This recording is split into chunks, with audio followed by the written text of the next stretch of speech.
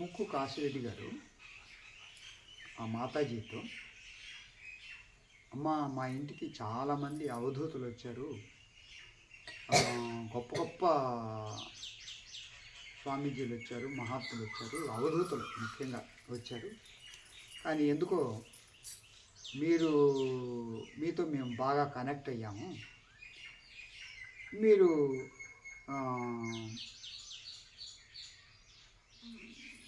మీతో కలిసిపోయాము అని.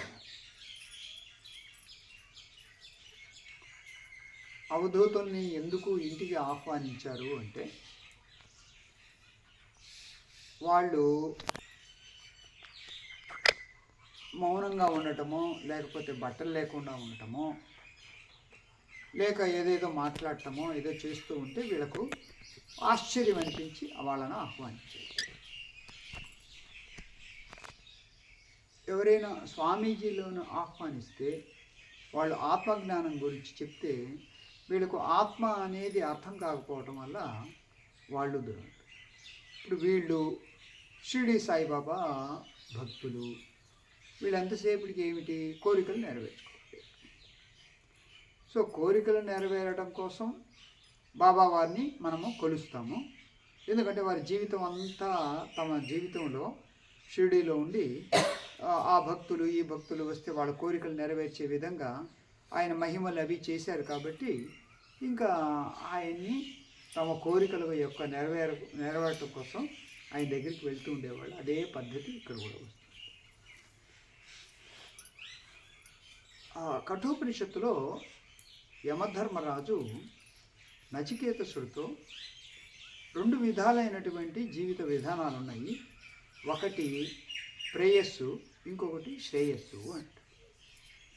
ప్రేయస్సు అని అంటే మన యొక్క కోరికల యొక్క ప్రవాహంలో మన జీవితాన్ని అందులోనే గడిపివేయటం. కోరికలు ఎప్పుడు అంతమవుతాయి? ఇంకా అంతమయ్యేది ఏం లేదు, అవి ఎప్పుడు కొనసాగుతూనే ఉంటాయి. జీవితం ఉన్నంత వరకు కోరికలు కొనసాగుతూనే ఉంటాయి. ఒకసారి ఏమో పెరగాలి అని, ఇంకోసారి ఏమో చదువుకోవాలి అని, ఇంకోసారి ఏమో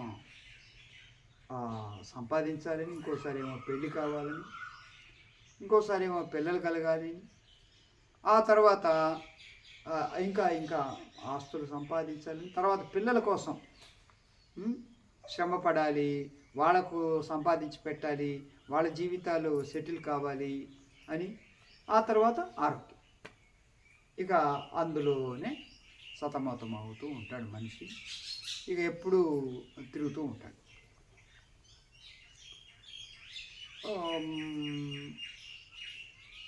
మీకు ఎందుకయ్యా నిశ్చింతగా ఉండండి అని అంటే, ఏదో పిల్లల కోసం చేయాలి స్వామి అని అంటారు.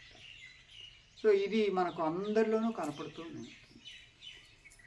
ఈ ప్రేయస్సు అనేది అది ఎప్పుడు కొనసాగుతూ ఉంటుంది. శ్రేయస్సు అనేది నా యొక్క ఉన్నతి కోసం, నా యొక్క నిజమైన శాంతి కోసం, నిజమైన ఆనందం కోసం దాన్ని నేను కనుక్కోవాలి, దాన్ని నేను పొందాలి అనేది ఏ కోటికి ఒక్కళ్ళకు ఉంది అంతే. మిగతా వాళ్ళందరికీ ప్రేయస్సు శరీరము జీవితము యొక్క ప్రవాహంలోని పడికొట్టుకుపోతుంది. ఇది ఎప్పుడు సాధిస్తారు? ఈ ఆనందము, సంతోషము, శ్రేయస్సు అని అంటే ఒక్క ఆత్మజ్ఞానం ద్వారా మాత్రమే సాధిస్తారు. మనము ఏ దేవుడి దగ్గరికి వెళ్ళినా కానీ, ఏ దేవుడిని ప్రార్థన చేసినా, పూజ చేసినా, యాత్ర చేసినా, తలనీలాలు సమర్పించినా, యజ్ఞాలు చేసినా ఎంతసేపటికి కోరికలు ఉంటాయి. మనకు వేదంలో కూడా 30% లేదా 90% ఏముంది అని అంటే, ఈ కోరికల కోసం ఈ యజ్ఞం చేయి, ఈ కోరిక కోసం ఆ యాగం చేయి, ఈ వ్రతం చేయి ఇత్యాది కర్మకాండే చెప్పబడింది. కనుక వేదం యొక్క పూర్వ భాగం మంత్రం, రెండవ భాగం ఆరణ్యకం, రెండవ భాగం బ్రాహ్మణం, మూడవ భాగం ఆరణ్యకం. మొత్తం కర్మకాండే. యజ్ఞాలు, హోమాలు, వ్రతాలు, ఉపాసనలు ఇవే చెప్పబడ్డాయి. చివరిలో ఒక్కొక్క శాఖ యొక్క చివరిలో కొంచెం మంత్రాలతో ఉపనిషత్తు ఉంటుంది. అక్కడే జ్ఞానం. ఈ జ్ఞానం అనేది చివరిలో ఉంటుంది వేదం యొక్క చివరి. కానీ ఈ వేదం అంతా కూడా ఒక్క మహావాక్యంతో ముగుస్తుంది. కనుక ఆ మహావాక్యాలే 4: ప్రజ్ఞానం బ్రహ్మ, అయమాత్మ బ్రహ్మ, తత్వమసి. ఆ 4 మహావాక్యాలు ఏమి సూచిస్తాయంటే ఆత్మజ్ఞానం లేదా బ్రహ్మజ్ఞానం. ఇక్కడ తన స్వరూపంలో ఉండి ఏదైతే అన్నిటినీ అనుభవిస్తూ అన్నిటికీ సాక్షిగా ఉంటుందో అది ఆత్మ అన్నారు. అదే ఈ విశ్వం అన్నంతా కూడా గమనిస్తూ ఏదైతే చైతన్యవంతంగా మనకు కనపడుతుందో దాన్నే బ్రహ్మ అన్నారు. అంటే పరమాత్మ అన్న, పరబ్రహ్మ అన్న అంతా ఆ విశ్వానికి మూలంగా ఉండే, ప్రాతిపదికగా ఉండే, ఆధారంగా ఉండే దాన్నే బ్రహ్మ. సో ఇది ఈ ఆత్మజ్ఞానము అనేది శ్రవణం చేయగా తెలుస్తుంది. అసలు మొట్టమొదట అజ్ఞానం గురించి తెలుసుకోవాలి. సామాన్య మానవుడికి అజ్ఞానం అంటే తెలుసు అంటే ఏం తెలియదంటే. ఎందుకనంటే తినటం తెలుసు, జీవితంలో ఉండే ఈ సంసారం, ఈ సమస్యలు, వాటితో కొనసాగటం తెలుసు, చివరికి ఆ జీవితాన్ని ముగించడం తెలుసు. అజ్ఞానం అనేది తెలియదు. అజ్ఞానం అనేది తెలియకపోతే జ్ఞానం అనేది ఎట్లా తెలుస్తుంది? ఆలోచించండి మీరు. అందువల్ల వాళ్ళందరికీ కూడా ఎంతసేపటికి అవధూత, ఈ మహాత్మ అవధూతను ఎందుకు తీసుకొచ్చావు మీ ఇంటికి అని అడిగితే, ఏమో మాకేదైనా మంచి జరుగుతుంది. ఏమ్మా ఏంటి మంచి జరుగుతుంది? ఈ మంచి అంటే ఏమిటి? జ్ఞానమా, మోక్షమా అంటే అది కాదు. కుటుంబ పరంగా మనకు మంచి జరుగుతుంది, శుభం చేకూరుతుంది, ఇది. సో ఒక ఆమె అక్కడ కాశీరెడ్డి ఇంట్లో ఉన్నప్పుడు అప్పుడప్పుడు మంచినీళ్ళు తెచ్చిచ్చేది. నాకు కొంచెం గోరువెచ్చని నీళ్ళు కావాలమ్మా అని తెచ్చిచ్చేది. ఇక అంతా అయింది, భోజనాలు కూడా అయిపోయినాయి వాళ్ళవి. నేను అక్కడ పక్కన కూర్చుంటే, స్వామీజీ అని, ఏంటమ్మా? అదే ఏం లేదు, మా అబ్బాయి మొదలుపెట్టింది. సో ఏంటమ్మా అని అంటే, ఇది అదే మా అబ్బాయి బెంగళూరులో జాబ్ చేస్తున్నాడు, దాన్ని రిజైన్ చేసి వాళ్ళందరూ ఫ్రెండ్స్ అందరూ కలిసి ఒక కాలేజీ పెట్టుకున్నారు. ఆ కాలేజీ సరిగ్గా జరగటం లేదు, ఏమైనా మీరు చెప్తారా ఉపాయం? ఏంటి? దేనికి? కాలేజ్ జరగటానికి. ఇది మొదలుపెట్టిందమ్మా. రెండో కాలేజీ కూడా మొదలు పెట్టాలనుకుంటున్నారు. ఇప్పుడేమో ఇది సరిగ్గా జరగట్లేదు, ఏం చేయాలి? సో మన యొక్క దృష్టి అంతా దేవుడు అంటే, దేవుడికి ప్రతిరూపాలైనటువంటి మహాత్ములు అంటే ఏంటి? సమస్యలను తీర్చేవాడు, సమస్యలు ఇచ్చేవాడు కాదు, తీర్చేవాడు. ఈ విధంగా మన దృష్టి ఉంది. అందువల్ల బాబా అయినా సరే, హోమం అయినా సరే, యజ్ఞం అయినా సరే, ఏదైనా పూజ అయినా సరే ఇదే దృష్టితో ఉంటుంది. జీవితం ఎప్పుడో ఉంటుంది. నేను అనేక సార్లు చెప్పాను మీకు, జీవితం అనేది ఉంటుంది, దానితో పాటు సమస్యలు కూడా ఉంటాయి. సమస్యలు లేకుండా జీవితం ఉండదు. మరి ఏమీ చదువు లేని వాళ్ళకేమో సమస్యలే జీవితంగా ఉంటుంది. కొంత చదువుకున్న వాళ్ళకు సరే మనతో పాటు అవి కూడా ఉంటాయి అని అనుకుంటారు. బాగా ఈ ఆత్మజ్ఞానం, ఈ ఆధ్యాత్మిక మార్గంలో ఉన్న వాళ్ళకు జీవితం ముఖ్యం, సమస్యలు అనేది అది నీడ లాంటిది, అంతే, ఉంటే ఉంటుంది పోతే పోతుంది అనే భావన. కనుక ఈ ఆత్మజ్ఞానానికి ఎక్స్పోజ్ కాకపోతే, ఈ ఆధ్యాత్మిక జ్ఞానం వాళ్ళు శ్రవణం చేయకపోతే వాళ్ళకు తెలిసేదంతా జీవితం యొక్క సమస్య. సో ఒక శిశువు పుట్టినప్పుడు వాడు కెవ్వు కెవ్వు కెవ్వుమంటూ పుడతాడు. వాడిని చూడగానే మిగతా వాళ్ళందరికీ సంతోషం. అంటే జీవితం అంటే సంతోషము ఉంది, దుఃఖము ఉంది, రెండూ ఉన్నాయి, అంతే. దాన్ని యాక్సెప్ట్ చేయాలి. మనము సమాజంలో మనము నెగ్గుకుంటూ రావాలి. ఇది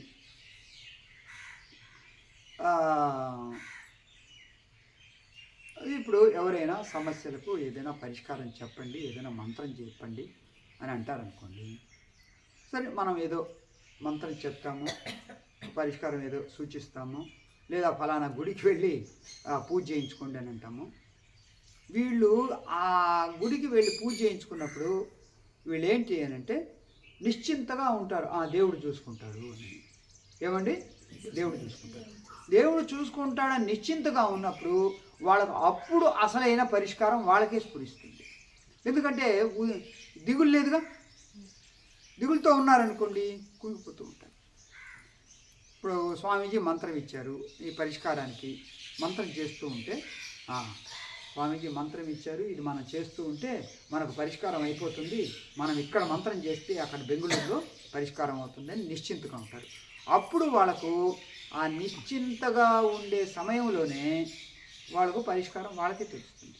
లేదా కాలం అనేది దాని యొక్క కోర్సు తీసుకొని అది సరిచేస్తుంది. ఒకటి ఆ సమస్య వీగిపోవటం అయినా జరుగుతుంది, లేదా సమస్య ఉంటుందని అర్థం చేసుకోవటం అయినా వీళ్ళల్లో మార్పు వస్తుంది, అంతే. అందువల్ల జీవితం అనేది సమస్యలు వస్తూనే ఉంటాయి, అది తప్పదు. అది దాంట్లో కుంగిపోవద్దు. ఎందుకు అని అంటే ఇప్పుడు అనేది ఏమిటి అని అంటే అదే మేము అబ్బాయి ఎక్కడో బెంగళూరులో ఉన్నాడు, కుటుంబం అంతా అక్కడే ఉంది, మాకేమీ లేదు, కానీ వాడు బాగుంటేనే కదా మాకు సాధన జరిగేది. ఏమా, వాడు బాగుంటేనే కదా, లేకపోతే వాడి ఒత్తిడి మా మీద ఉంటుంది కదా అని వీళ్ళు అనేది అనమాట. ఆత్మజ్ఞానం పొందాలి ఎవరైనా కానీ. అది తెలియకపోతే జీవితం అంతా కూడా ఇక ఈ పెనుగులాట, సమస్యలు మరియు కొరత, లేమి, బాధ అవి కొనసాగుతూనే ఉంటాయి. అవి ఉంటే ఉంటాయి, పోతే పోతే మనకు అనవసరం. మన ప్రయత్నం మనం చేస్తూ ఉండాలి. మనం ఈ చావు వచ్చే ముందే మనం ఈ జ్ఞానంలో తెలుసుకుని ముందుకెళ్ళాలి. జీవితం అనేది ఒక టూల్, ఏమండి, ఒక పనిముట్టు, దాన్ని వాడుకోవాలి. ఊరికి అనవసరంగా ఆ పనిముట్టే ముఖ్యం అని అనుకొని అక్కడే ఆగిపోకూడదు. గెలిటి నువ్వు ఉపయోగిస్తావు వడ్డించుకోవటానికి, అంతే. దాన్ని అక్కడ పెట్టేస్తావు వడ్డించుకున్న తర్వాత. ఈ జీవితం కూడా అట్లాగే ఒక టూల్, ఇది ఒక పనిముట్టు. దాన్ని ఆత్మవిశ్వాసంతో ముందుకెళ్ళండి. ఏదో చేయాల్సింది చేయండి బయట సమాజంలో, అక్కడే ఆగిపోవద్దు. చక్కగా జీవితాన్ని తెలుసుకోండి. ఈ ఆధ్యాత్మిక జ్ఞానం విన్నటువంటి వాళ్ళకే జీవితం అనేది తేలిగ్గా అర్థమవుతుంది. మిగతా వాళ్ళకందరికీ కూడా జీవితము బరువే, బాధ్యతే, సంసారం. కొంచెం సారం లేనటువంటిదే సంసారం. కొంచెం కూడా సారం లేనటువంటిది ఈ సంసారం. ఎప్పుడు తెలుస్తుంది?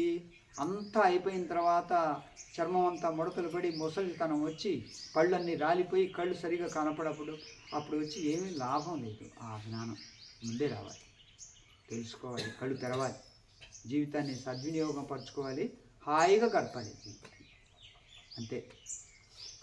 లేకపోతే ఎప్పుడు దిగులుతో దేవుడి దగ్గరికి ఎప్పుడు ఆర్తి అంటే కష్టం వచ్చినప్పుడు కొలవటం కాదమ్మా, సంకటంలో వెంకటరమణ,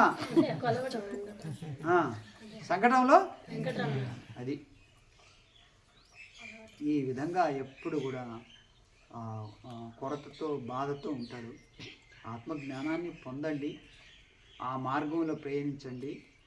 ఎందుకు చెప్తున్నానంటే, మీరు ఒక గురువు దగ్గరికి వచ్చి శ్రవణం చేస్తూ ఉండటం వల్ల ఈ ఆత్మజ్ఞానం అనేది తెలుసు. మిగతా అందరూ ఎవరెవరైతే ఉన్నారో, ఏ ఏ గ్రూపులు అయితే ఉన్నాయో చూడండి, మీరు ఎన్ని ఉన్నాయో. ఒక వినుకొండ లాంటి టౌన్లో, కనిగిరి లాంటి టౌన్లో ఒకళ్ళేమో ఒక గ్రూపు, ఇంకొకళ్ళు ఇంకొక గ్రూపు, ఇంకొకళ్ళు ఇంకొక గ్రూపు, అంతా గ్రూపులు చాలా ఉంటాయి. అందరికీ ఏమిటి అంటే ఈ జీవితం అనేది కోరికల యొక్క చిట్ట. దీనికి మనం ఈ దేవుడి దగ్గరికి వెళ్ళాలి, ఆ పూజ చేయాలి, ఈ హోమం చేయాలి, ఈ యజ్ఞం చేయాలి, ఆ యాత్ర చేయాలి, ఈ ముడుపులు చెల్లించాలి. ఇదే పండుగ. సో స్వామీజీ దగ్గరికి శిష్యుల యొక్క బిడ్డలు ఏదో ముడుపుగా వేయటం వల్ల ₹1, ₹2, ₹5 వేయటం వల్ల ఇంత మూట వచ్చింది. అదే ఏ సమస్యలు లేకపోతే ముడుపులే రావు, ఏమీ డబ్బులు రావు, కాసులు రావు. సమస్యలు ఉంటే దేవుడా ఇది తీర్చు అని వేస్తాను. సో అందరి యొక్క సైకాలజీ ఎటువైపు సాగుతూ ఉంది అంటే ఇంకా ఇంకా ఇంకా కోరికలు కోరికలు కోరికలు అని వైపే సాగుతుంది. ఈ ఆత్మజ్ఞానం తెలుసుకుంటేనే, అరే కాదు, ఈ జీవితానికి సంబంధించి కోరికలు ఉంటాయి, అవి ఉంటాయి లేకపోతే లేదు. మనం ఉన్నతంగా పెట్టుకోవాలి మన యొక్క మనస్సును, మన జీవితాన్ని ఈ జ్ఞానం కోసం వాడుకోవాలి. ఆ జ్ఞానం స్థిరపడటానికి సాధన ఏదైనా చెయ్యాలి. చిత్తశుద్ధి కోసం అది జపం కావచ్చు, ధ్యానం కావచ్చు, అర్చన కావచ్చు, పూజ కావచ్చు, ఇవన్నీ చిత్తశుద్ధి కోసం. ఉపాసన, ఉప అంటే దగ్గరగా, ఆసనం దగ్గరగా వెళ్ళటం కొరకు ఈ ఉపాసన అనేది అవసరం. అది జపమో, ధ్యానమో, పూజో, ఇంకొకటి. ఆ ఉపాసనలోనే ఆగిపోయి కోరికల కోసం అనేది శ్రేయస్సు లేకుండా ప్రేయస్సు వైపు సాగుతూ ఉంటే ఒక జన్మ కాదు, 100 జన్మలు వచ్చినా, 1000 జన్మలు వచ్చినా ఇక అట్లాగే వాళ్ళు జీవితాలను కొనసాగారు. ఈ ఆత్మజ్ఞానం పొందాలి.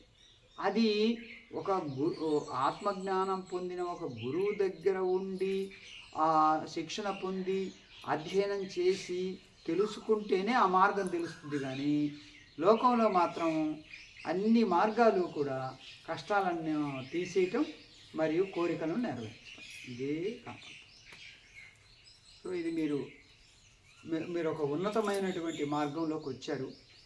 ఆ మార్గాన్ని కాపాడుకోండి. అందరికీ తెలియదు, ఇది అందరికీ దక్కదు, అందరికీ దొరకదు. సో సౌందర్య లహరి మీరు పారాయణం చేస్తున్నారు. ఎందుకు? అమ్మవారు కోరికలు నెరవేరుస్తారు. ఇది చాలా ఉంటుంది. ఇంకా తర్వాత ఇంకొక పారాయణ ఎక్కడికి వెళ్ళినారని అంటే మనము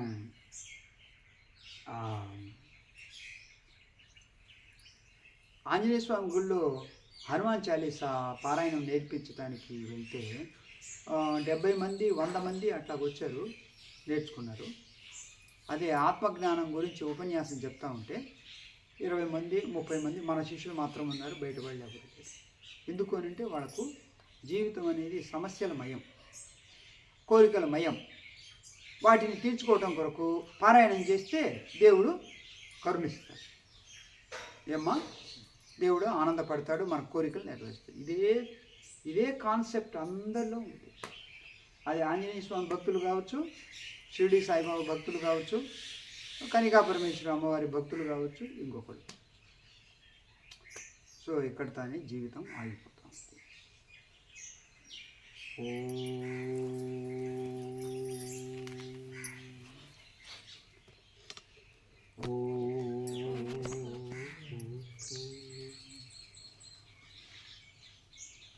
హరి ఓం.